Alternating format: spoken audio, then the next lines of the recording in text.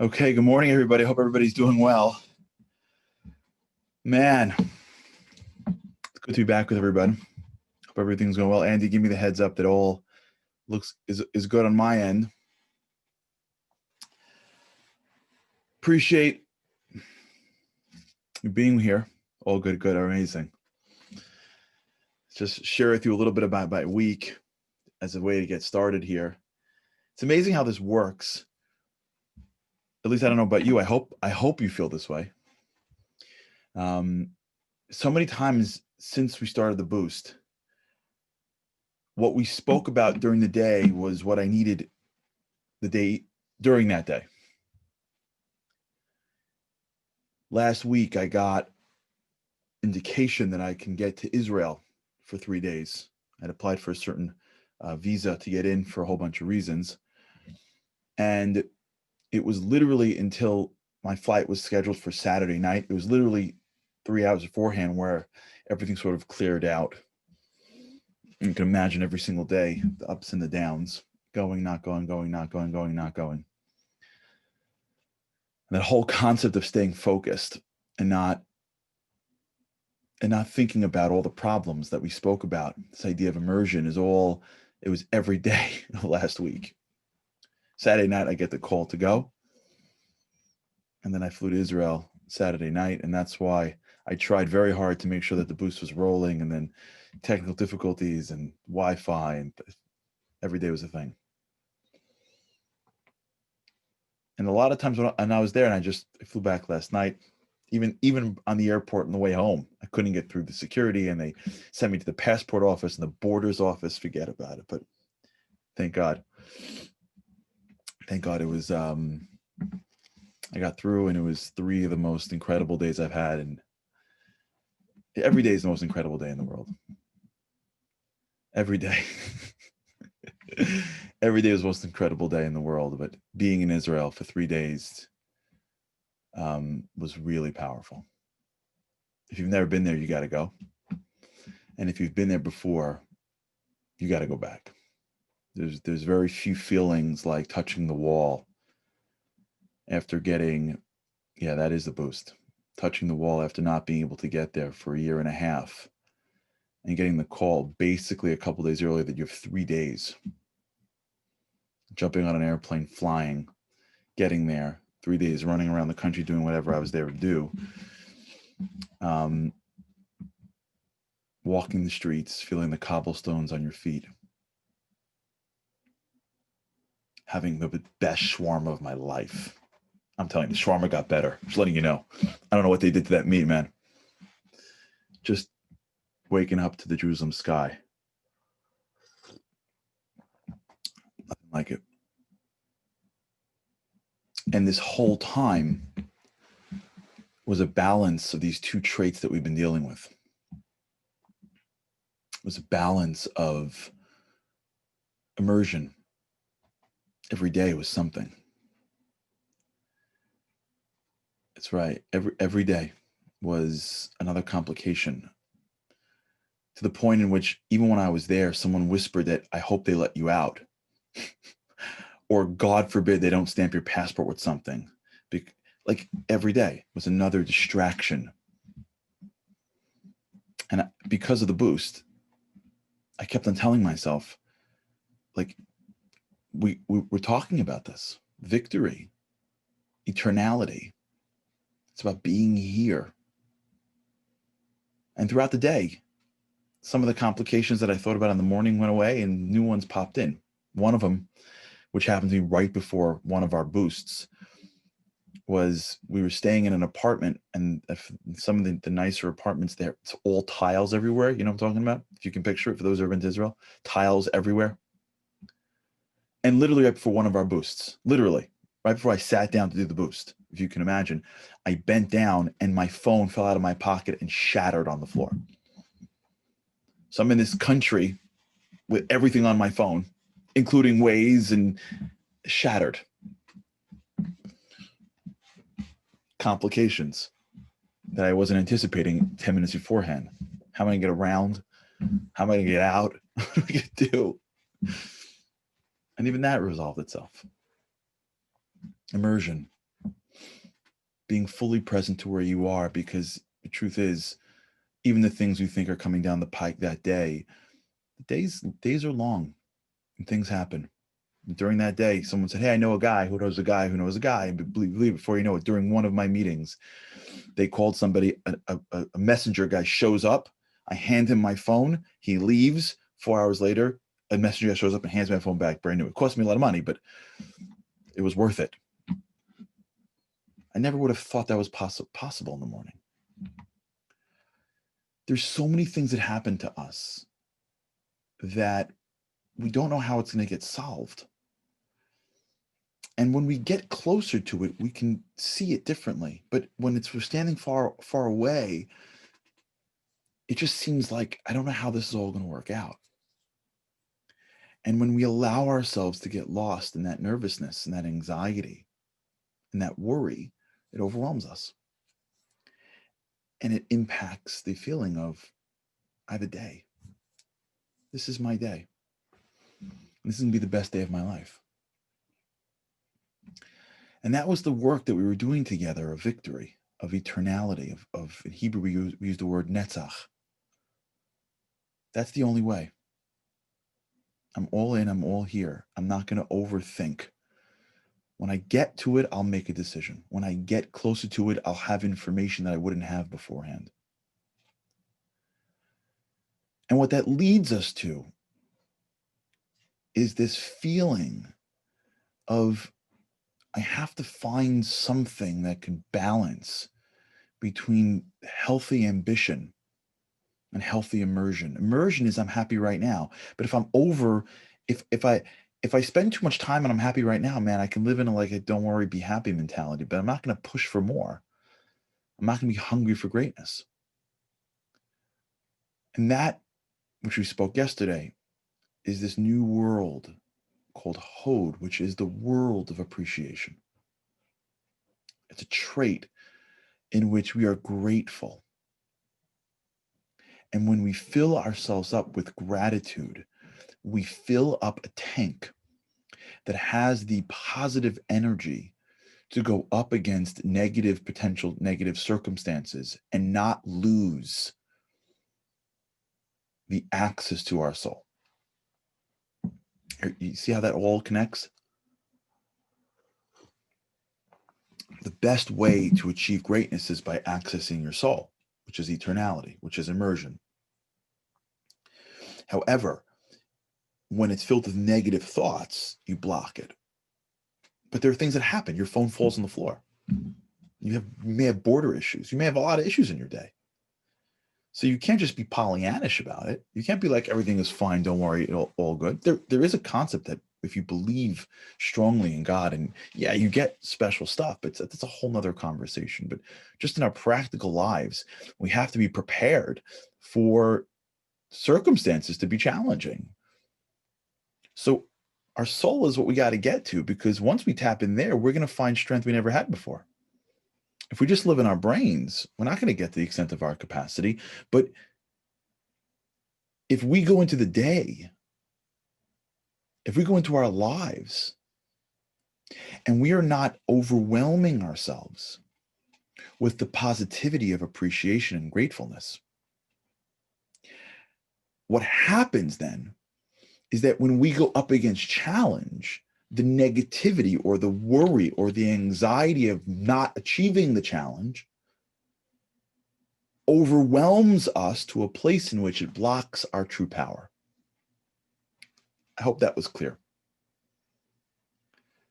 So how we deal with the challenges in front of us will depend on how big our reservoir is of positivity. Now, if positivity is based on circumstance, we're stuck, because my circumstances may not be what I want. If every time I'm happy is only because I get stuff, now I've conditioned myself to only be happy when you get stuff. So that's good when you're getting things, but it's not good when you're dealing with a challenge. Right? If I'm in an apartment in Israel and I'm resting my happiness on the fact that everything worked out, and then my phone hits the floor and shatters everywhere, Now I'm stuck because I'm used to only being positive when things work out. So I need a metric. I need a mechanism to increase positivity into my brain, even when things don't fully work out. And that's called HOD. HOD is acknowledgement. It's appreciation. It's gratefulness. It is the ability to fill my brain with positivity every single piece of the way. If I'm filled with positivity from gratitude, when the next thing doesn't work out, or when the thing in my head is worrying me, it goes up and is in context with all the things that I'm appreciative for and all the things that I'm happy about. And when I'm down, I know, because I've conditioned the muscle in my mind, I know how to pick myself up. I don't have to wait for it to work out, which is what causes my anxiety. You see that? When I need it to work out, it only increases the anxiety because now I need it to work out. Right? If I'm standing online and I'm full, I don't need to make sure that person has enough food for me because I'm full. So I don't have as much anxiety as to whether or not there'll be enough food when I get to the counter. But if I'm standing online and I'm starving, the anxiety for being on the line between where I am and the counter is much higher because my needs are higher for the food the guy has. If I live my life, and for me to find happiness, it has to work out, then when I'm in the middle of the processes and hasn't worked out yet, I have a higher level of anxiety because I need it to work out. I need for my kids to be like this. I need for people to pat me on the back. I need this organization to achieve this thing. If I need it, I will be anxious to get it. But if I found a way to tap into gratitude, so I don't need it, I want it, I can have high levels of want. But I appreciate that there's more than me in this world, and it may not happen for matters out of my hands. And since I don't need it, I want it. My anxiety level goes down because I don't need it to work out. If I can't go to the well of gratitude whenever I'm feeling down, I don't have a mechanism, I don't have a resource to tap into to not only give me the feelings of that will open up my soul to tap into my power, but to protect against a level of worry and anxiety and negativity that will really only prevent me from achieving my goal.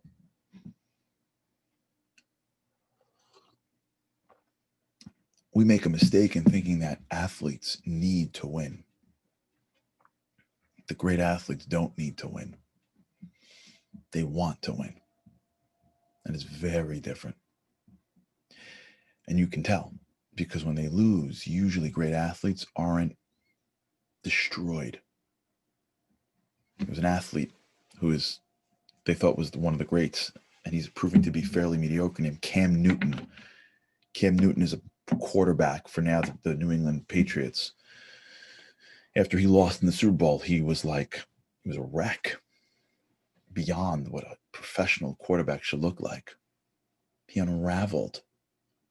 He was shocked. He unraveled. If you watch the press conference of Cam Newton after he was lost in the Super Bowl to the Denver Broncos, I don't know, like 7 years ago, it was embarrassing. Professionals lose games. Watch a professional that loses a game. Watch Nick Saban, Bill Belichick, Sean McVay, Tom Brady, the Mannings. Watch professionals lose. And you'll see that if you look in their eyes, they didn't need to win. They wanted to win. Big difference. When we need things from this world, we're setting ourselves up. We need to want. And when you want things, that's fine. But when you need things, when you need too much, we end up setting ourselves up for failure. We need to connect to our soul. We need to be us. We may need basics of life and relationships. That's okay. But when we need the latest thing that just got marketed, when we need the home that's larger than we have, when we need our friends to always think of us first, when we need our kids to always tell us how awesome we are as parents, when we need God to answer our prayers as soon as we say them, when we need everything to work out, then we walk around all day going, oh my gosh, oh my gosh, oh my God. Well, Robert just mentioned coffee. That's a different story. That is in the category of need. That's basics of survival. And it's a human right. That's right. Coffee is on the appropriate, need list, at least in my mind. The way we balance ambition without losing ourselves and tapping into our souls is when we combine it with appreciation. Usually they're not written together. And not only that, usually they're seen as opposites. Usually they're seen as like, the more appreciation I have, then I'm going to, the more appreciation I have, the less I'm going to be hungry. This is, like I said earlier this week, I'm sorry to circle back, but my brain is like sort of settling back. This is one of the great Rav Noah Weinberg concepts. Happy people appreciative people.